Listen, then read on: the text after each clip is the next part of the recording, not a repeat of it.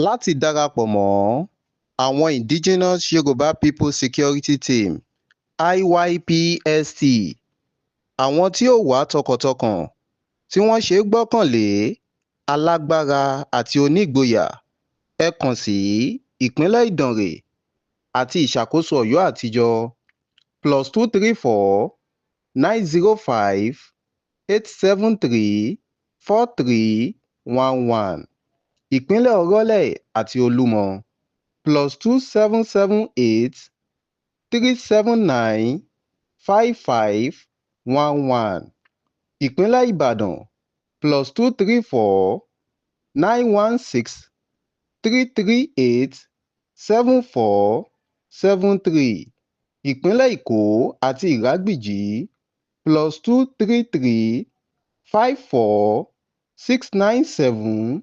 2631. Àkíyèsí: àtẹ̀jíṣẹ́ lórí WhatsApp nìkan ni o.